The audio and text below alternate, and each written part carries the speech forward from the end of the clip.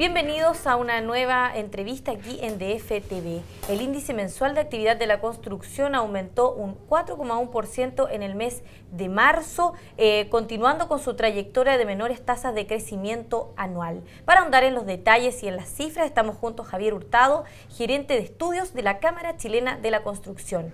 Bienvenido, muchas gracias por estar aquí con nosotros. Gracias a ustedes, ¿cómo están? Muy bien. ¿Cuál es el diagnóstico que hacen ustedes a raíz de estas cifras? A ver, nosotros hemos venido ya desde hace tiempo diciendo que la economía, si bien ha estado en muy buenos números, digamos, y sigue estando en buenos números en general, ya tú no puedes esperar siempre que estés en el lado del pic constantemente en la actividad. El año 2011 y después, en particular el 2012, sufrimos claramente un alejamiento importante de la tendencia en un pic bastante alto, digamos, de actividad. Y ese pic obviamente tiene que empezar a retornar a su línea de tendencia. Y la verdad que lo que estamos viendo en los últimos meses, este año, digamos, es que efectivamente estamos retornando un poco a una línea de tendencia normal de crecimiento del sector para el PIB que la economía está creciendo, claramente. Y por áreas, por ejemplo, ¿qué pasa con la mano de obra?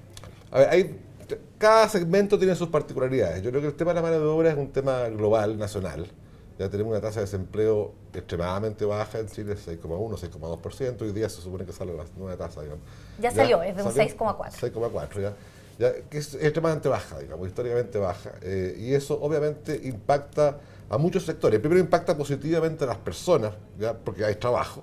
Segundo, otra tasa que es importante es que el incremento de remuneración también ha ido subiendo, del 4 o 5% anual, el incremento de la renta. Sí. Entonces tenemos más gente trabajando, menos desempleo, con mejor renta, y eso impacta positivamente al consumo, digamos, y a la actividad en general de consumo, ¿ya? Y eso es bueno para la economía, ¿ya? Pero por otro lado, eso impacta los costos de un montón de actividades, ¿ya?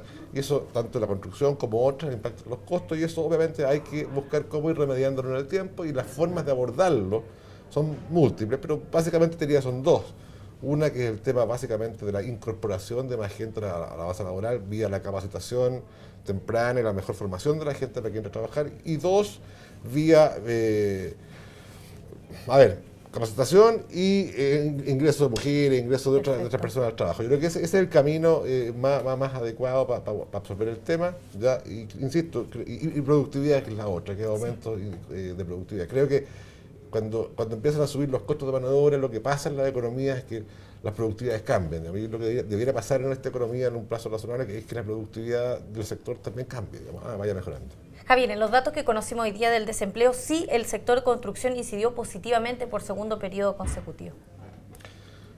Pero igual la tasa de desempleo del sector construcción trabaja igual. Y incide, y lo que pasa es que siempre en el sector construcción, tú cuando haces una encuesta de desempleo, vas a encontrar mucha gente que está cambiándose entre un trabajo y otro, por eso, porque el tipo de contrato en la construcción es contrato por obra y faena. Entonces, en el fondo, cuando uno está hablando de tasa de desempleo en la construcción, del orden del 7,5%, 7,5% en ese rango, entre 7 y 8, es muy baja igual, es súper baja.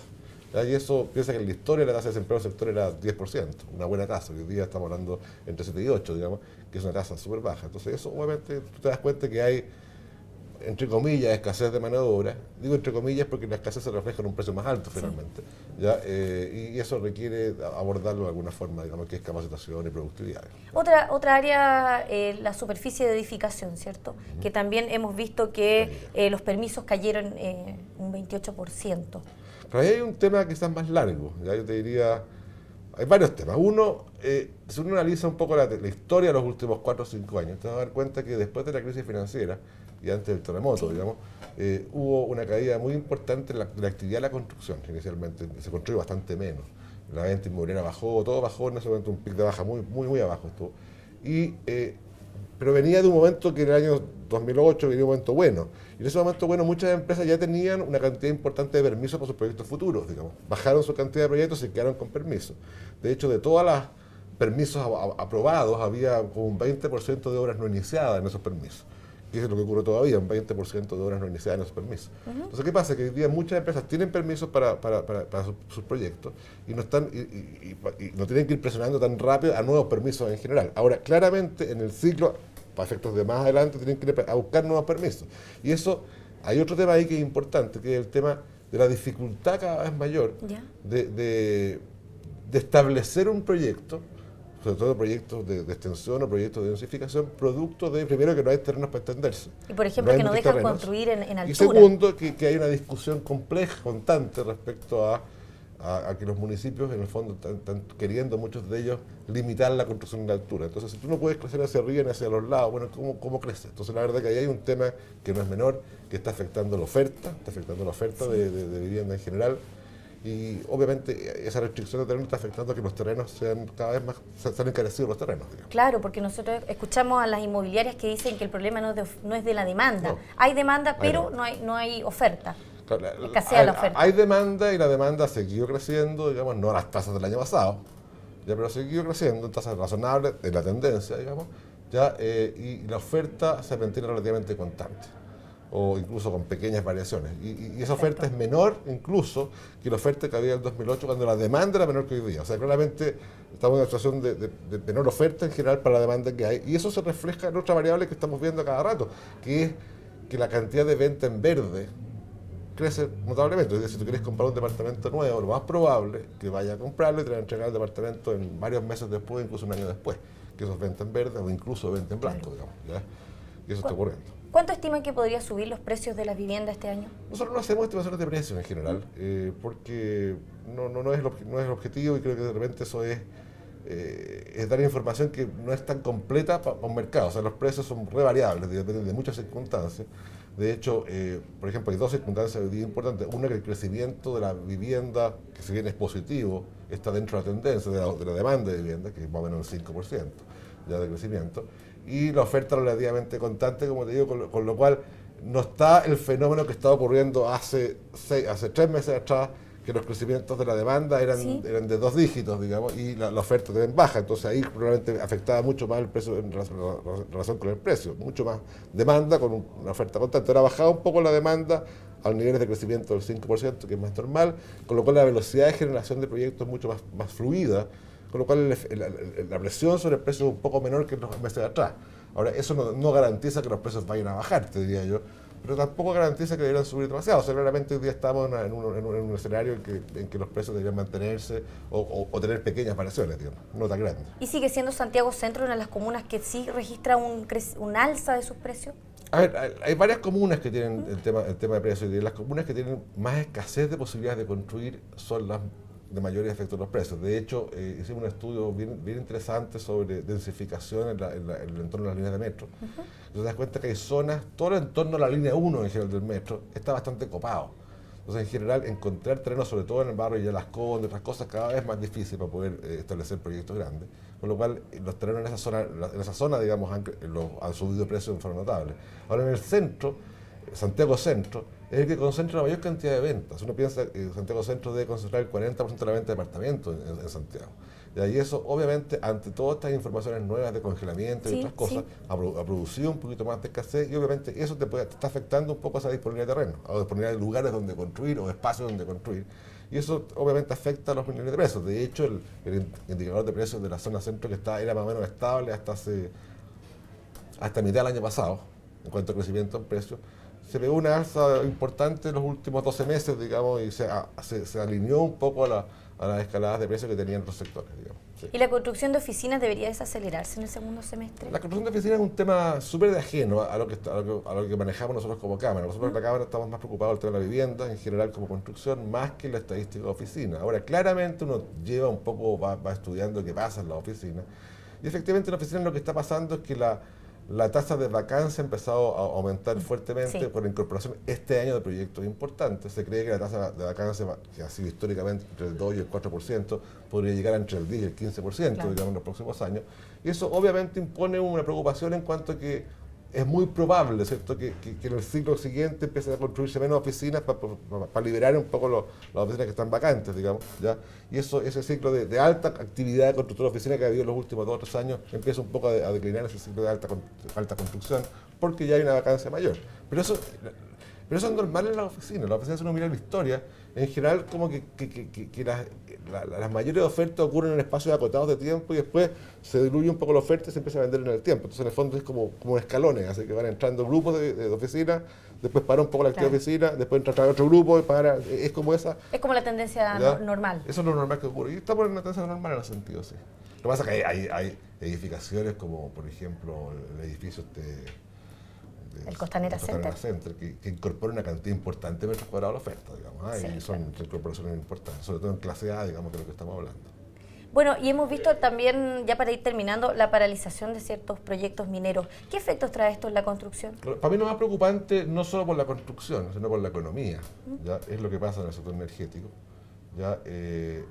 Digo energético, tú lo estás preguntando por mineros, yo parto por energético, porque si uno mira qué pasa ahora en lo minero, se da cuenta que uno de los argumentos relevantes hoy día de paralización de proyectos mineros es, uno, el tema energía, sí, y creo que es el principal.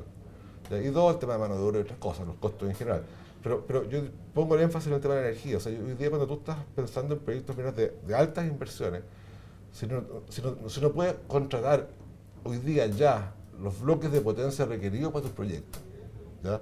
La verdad es que tú prefieres postergar esa decisión hasta que tengas más certeza respecto a lo que viene desde el punto de vista de la energía. La energía es un costo muy importante en la minería, ¿ya? Y la verdad es que ellos requieren tener una energía disponible para poder producir sus productos mineros. De hecho, si uno mira el consumo total de energía, como el 30 y algo por ciento de la energía va a la minería, en el fondo. Entonces, claramente, si no tenemos resuelto el tema energético, obviamente estamos produciendo un impacto importante en el sector minero y finalmente en toda la actividad económica. Entonces, yo creo que hay un tema ahí que Chile tiene que resolver. Mayor claridad. Claro, tiene que resolver. No puede ser que hoy día hayan tanta incerteza en un proyecto energético minero. Digo energético principalmente porque es donde más se ha notado. En que en realidad no es por no disponibilidad de proyectos, porque si uno analiza la cantidad de proyectos disponibles y ve los proyectos aprobados en el sistema de evaluación de impacto ambiental, deben haber del orden de, entre los dos sistemas, no sé, de 14.000 megas aprobados ambientalmente. Claro. Ahora, que se empiecen a ejecutar esas obras no ha podido ser así, primero por la intervención propia del presidente de la República, en el caso de Rincones, digamos, después por el caso de Castilla con la Corte, la claro, judicialización. entonces, más allá de la discusión ambiental, hoy día estamos en una discusión más bien jurídica respecto a esos proyectos, y ahora con todo el tema incluso del 169 de la OIT, digamos, todo el tema indígena, que también te pone otro ruido en estos grandes proyectos. Obviamente lo que estamos viendo es una paralización de esos proyectos en el tiempo, y eso, al ser un insumo tan importante para mucha actividad, en particular la minería, obviamente hace que postergue otros sectores. Hace que otros sectores vean con preocupación qué pase, digan, ¿sabes? Voy a tomar decisiones cuando tenga más claridad respecto al tema energético. Desde el punto de vista industrial ahora, y el lado propio de la construcción, uno ve que productos importantes como pueden ser cemento, ya que tiene una alta intensivo en energía, uno empieza a ver cómo empieza a cambiar el mercado a importaciones de clinker, a otras formas de actuar, con lo cual afecta un poco la actividad interna propia industrial. En el caso de las cerámicas, por ejemplo, uno ya vimos hace poco tiempo atrás, porque por el tema energético, Cerámicas Cordillera cerró en Chile y se fue a entrar a Perú. ¿Ya? Entonces, claramente lo que estamos viendo con este impacto energético es que las actividades que pueden moverse y pueden irse a otra parte, lo están haciendo. Claro, ¿no? algunas empresas ¿Ya? prefieren irse al Lógico, extranjero. o lugares donde pueden competir mejor, y las que no pueden moverse, como las mineras, porque tienen que estar donde está la mina, digamos, están postergando proyectos porque es incierto su futuro energético. Entonces, creo que como economía, si queremos efectivamente desarrollarnos, si no resolvemos este tema de verdad, y le damos una salida de verdad, y no se trata de una salida chiquitita, metamos más solares eólicas, no, si el tema de fondo está bien, entren todas las solares eólicas que quieran, digamos, pero el tema de fondo es que tenemos que crear bloques importantes de potencia, de energías convencionales, que es lo hidráulico y lo térmico, en general térmico de carbón, que hay que resolver esos temas. Primero, nuestra posición es que lo hidráulico en Chile es tremendamente importante. Chile tiene una ventaja tremenda en lo hidráulico, que debería ser un camino súper importante a seguir, digamos, enfocarse muy fuerte en los recursos hidráulicos que tenemos para muchos años de energía hidroeléctrica, y además en cuencas distintas a la zona central, digamos, por efecto de lluvias, digamos, que es otro fenómeno que estamos viviendo, ya que son cuencas más estables desde el punto de vista hídrico. ¿Ya? Y nosotros tenemos que aprovechar ese potencial, que eso va a ser bueno para la economía y bueno para el país. Y seguido con eso, los recursos térmicos en general, ya sean a gas o a carbón, independientes, que son los grandes bloques. Y después, claro, tú puedes agregarle al sistema un montón de unidades adicionales para mejorar y estabilizar el sistema, que son otras fuentes, pero lo básico, la política pública, lo central, es cómo resolver el problema de los grandes bloques de potencia. ¿Sí? Ya, pues muchas gracias, Javier, por haber estado aquí con nosotros analizando las últimas cifras de la construcción. Un placer, gracias a ti. Y a ustedes lo esperamos en una siguiente entrevista aquí en DF TV.